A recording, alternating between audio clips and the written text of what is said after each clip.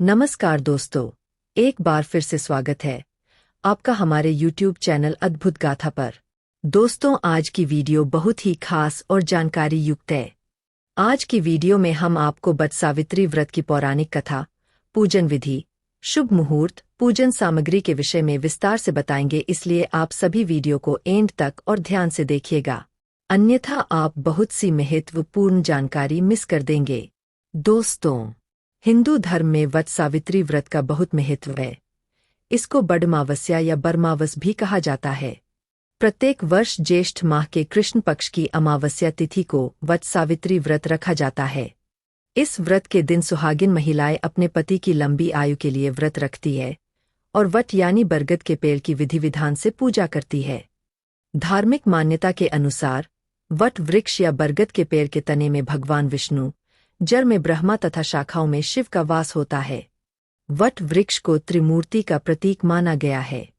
विशाल एवं दीर्घजीवी होने के कारण वट वृक्ष की पूजा लंबी आयु की कामना के लिए की जाती है। ऐसा माना जाता है कि वट वृक्ष की पूजा करने से सुख समृद्धि, लंबी आयु और अखंड सौभाग्य का फल प्राप्त होता है। पौराणिक मान्यताओं के अनुसार वट वृक्ष के नीचे ही ज्येष्ठ माह के कृष्ण पक्ष की अमावस्या को सावित्री अपने मृत पति सत्यवान के प्राण यमराज से वापस लाई थी। इसी वजह से इस व्रत को वट सावित्री के नाम से जाना जाता है। तभी से महिलाएं इस दिन पति की लंबी उम्र के लिए व्रत रखती है। वर्ष में 2 बार वट सावित्री का व्रत रखा जाता है। पहला ज्येष्ठ माह की अमावस्या को और दूसरा ज्येष्ठ माह की पूर्णिमा को। उत्तर भारत में अमावस्या का महत्व है तो दक्षिण भारत में पूर्णिमा का। स्कंद व भविष्य पुराण के अनुसार वट सावित्री व्रत ज्येष्ठ शुक्ल पक्ष की पूर्णिमा को किया जाता है, लेकिन निरण्यामृतादि के अनुसार यह व्रत ज्येष्ठ मास की कृष्ण पक्ष की अमावस्या को करने का विधान है। यह भी कहते हैं कि भारत में अमांता व पूर्णिमांता ये 2 मुख्य कैलेंडर प्रचलित है। हालांकि इन दोनों में कोई फर्क नहीं है, बस तिथि का फर्क है। पूर्णिमांता कैलेंडर के अनुसार वट सावित्री व्रत ज्येष्ठ माह की अमावस्या को मनाया जाता है, जिसे वट सावित्री अमावस्या कहते हैं, जबकि अमांता कैलेंडर के अनुसार 10 ज्येष्ठ माह की पूर्णिमा को मनाते हैं, जिसे वट पूर्णिमा व्रत भी कहते हैं। वट सावित्री अमावस्या का व्रत खासकर उत्तर प्रदेश, बिहार, मध्य प्रदेश, पंजाब और हरियाणा में ज्यादा प्रचलित है, जबकि वट पूर्णिमा व्रत महाराष्ट्र, गुजरात सहित दक्षिण भारत के क्षेत्रों में प्रचलित है। वट सावित्री का व्रत शादीशुदा महिलाएं अपने पति की भलाई और उनकी लंबी उम्र के लिए रखती है। मान्यता अनुसार इस व्रत को करने से पति की अकाल मृत्यु टल जाती है। इस व्रत को स्त्रियां अखंड सौभाग्यवती रहने की मंगल कामना से करती है। दोनों ही व्रत के दौरान महिलाएं वट अर्थात बरगद की पूजा करके उसके आसपास मन्नत का धागा बांधती है। वट अर्थात बरगद का वृक्ष आपकी हर तरह की मन्नत को पूर्ण करने की क्षमता रखता है। पुराणों में यह स्पष्ट किया गया है कि वट में ब्रह्मा, विष्णु व महेश तीनों का वास है। इसलिए इस दिन वट वृक्ष की पूजा करने का विशेष महत्व है। इस दिन वट वृक्ष की पूजा करने से घर में सुख शांति और धन लक्ष्मी का वास होता है। दोनों ही व्रतों के पीछे की पौराणिक कथा दोनों कैलेंडरों में एक जैसी है।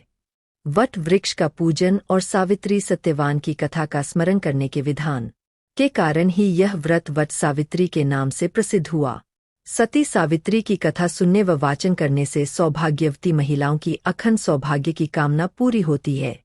इस व्रत को सभी प्रकार की स्त्रियां, कुमारी, विवाहिता, विधवा, कुपुत्रा, सुपुत्रा आदि रख सकती है।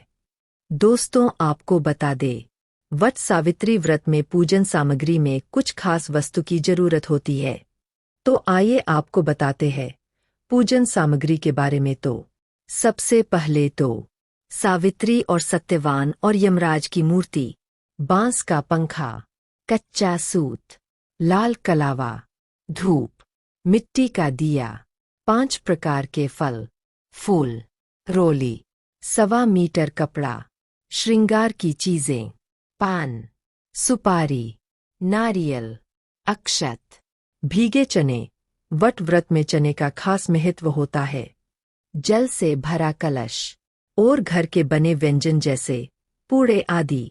वट सावित्री के दिन चने का विशेष महत्व होता है। माना जाता है कि यमराज ने सत्यवान के प्राण चने के रूप में सावित्री को वापस लौटाए थे। जिसके बाद सावित्री ने इस चने को अपने पति के मुंह में, जिससे सत्यवान के प्राण वापस आ गए थे। यही वजह है कि इस दिन चने का विशेष महत्व माना गया है। व्रत करने वाली स्त्रियां इस दिन सुबह जल्दी उठकर स्नान कर लें।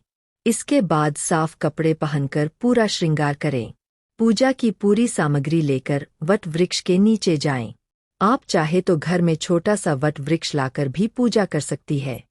पूजा करने से पहले उस जगह की अच्छे से सफाई कर ले और सारी सामग्री रख लें। वृक्ष के नीचे लाल कपड़ा बिछाएं और उस पर सावित्री, सत्यवान और यमराज की फोटो स्थापित करें। दीप और धूप प्रज्वलित करें।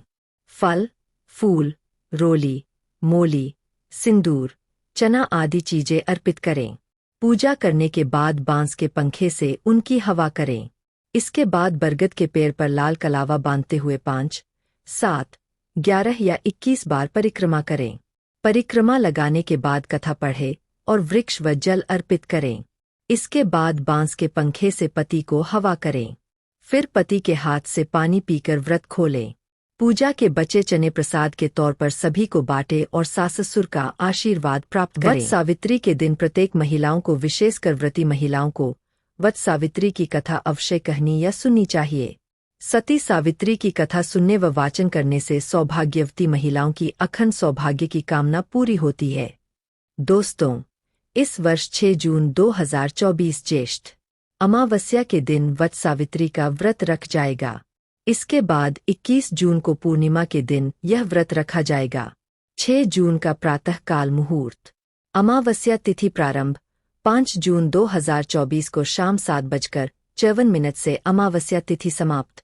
6 जून 2024 को शाम 6:07 तक ब्रह्मा मुहूर्त। प्रातः 4:02 से 4:42 तक। प्रातः संध्या पूजा और आरती मुहूर्त प्रातः 4:22 से 5:23 तक। 21 जून प्रातः काल मुहूर्त पूर्णिमा तिथि प्रारंभ 21 जून 2024 को सुबह 7:31 से पूर्णिमा तिथि समाप्त। 22 जून 2024 को सुबह 6:37 तक ब्रह्मा मुहूर्त प्रातः 4:04 से 4:44 तक। तो आइए अब सुनते हैं वट सावित्री व्रत कथा। स्कंद पुराण में देवी सावित्री के पति सत्यवान की मृत्यु हो जाने पर सावित्री द्वारा पति के प्राण वापस लाने की कथा का जिक्र वट सावित्री व्रत कथा में किया गया है। इस कथा के विषय में कहा गया है कि यह कथा सौभाग्य प्रदान करने वाली है। इसलिए वट सावित्री व्रत के दिन वट वृक्ष के नीचे इस कथा का विस्तार पूर्वक पाठ करना चाहिए और सुहागन महिलाओं को इस कथा को सुनना चाहिए। राजर्षि अश्वपति की एकमात्र संतान थी सावित्री। विवाह योग्य होने पर सावित्री ने वनवासी राजा द्युमतसेन के पुत्र सत्यवान को पति रूप में चुना, लेकिन नारद जी ने उन्हें बताया कि सत्यवान अल्पायु है और ठीक 1 वर्ष बाद उनकी मृत्यु निश्चित है। तो भी सावित्री अपने निर्णय से डिगी नहीं। वह समस्त राजवैभव त्याग कर सत्यवान के साथ उनके परिवार की सेवा करते हुए वन में रहने लगीं। जिस दिन सत्यवान के महाप्रयाण का दिन था, उस दिन वह लकड़ियां काटने जंगल गए। सावित्री भी उनके साथ चली गईं। लकड़ी काटते काटते से सत्यवान के सिर में दर्द होने लगा। सावित्री ने कहा कि आप कुछ देर मेरी गोद में सिर रखकर सो जाइए, फिर हम आश्रम की ओर चलेंगे। सावित्री वट वृक्ष के नीचे बैठ गई और सत्यवान उनकी गोद में सिर रखकर लेट गए। तभी सावित्री ने देखा कि सांवले, पिंगल वर्ण वाले, किरीटधारी, पीत वस्त्र पहने हुए, साक्षात सूर्य के समान उदित हुए पुरुष उनके सामने खड़े हैं। सावित्री ने उन्हें प्रणाम किया और उनसे पूछा कि आप कौन हैं। इस पर यमराज ने कहा कि मैं सब प्राणियों के लिए भयंकर और कर्मानुसार उनका उचित दंड देने वाला यम हूँ।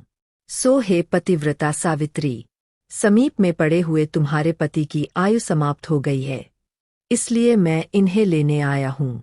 ऐसा कहकर यमराज ने सत्यवान के शरीर से अंगुष्ठ मात्र शरीर वाले जीवात्मा को बलपूर्वक निकाल लिया और यमपुरी की ओर चलना शुरू किया।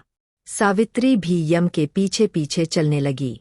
यमराज ने सावित्री से कहा कि कोई भी जीव बिना आयु समाप्त हुए यम मार्ग से नहीं जा सकता, इसलिए तू लौट जाओ। सावित्री ने यमराज से कहा कि आप जैसे सज्जन पुरुष के साथ मैं चल रही हूँ, मेरे पति आपके साथ है, तो मुझे आपके साथ चलने में कोई शर्म और ग्लानि नहीं हो रही है। दूसरी बात, स्त्रियों के लिए इस पृथ्वी लोक में पति को छोड़कर कोई अन्य स्थान नहीं है, इसलिए मैं आपका अनुगमन कर रही हूँ। सावित्री की मधुर बातें सुनकर यम ने कहा कि मैं तुम्हारी बातों से प्रसन्न हूँ, इसलिए तुम्हें 3 वरदान देता हूँ। तुम्हारी जो इच्छा हो सो वर मांग लो। सावित्री ने तब यमराज से अपना खोया हुआ राज्य, सास ससुर की आंखों की रोशनी और सत्यवान से अपने सुपुत्रों के होने का वरदान मांग लिया। तत्काल ही यमराज ने तथास्तु कह दिया।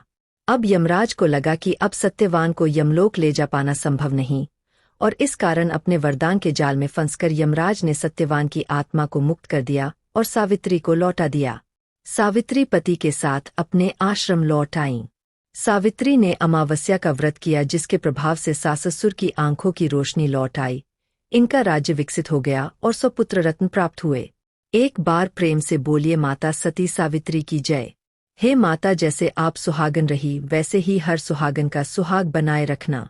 तो दोस्तों, ये थी वट सावित्री व्रत से जुड़ी सभी जानकारियां और व्रत कथा। आशा करते हैं आपको आज की वीडियो अत्यंत पसंद आई होगी और ये जानकारी आपके बहुत काम आएगी। यदि आपको हमारी वीडियो पसंद आई है तो एक लाइक करें और कमेंट करें।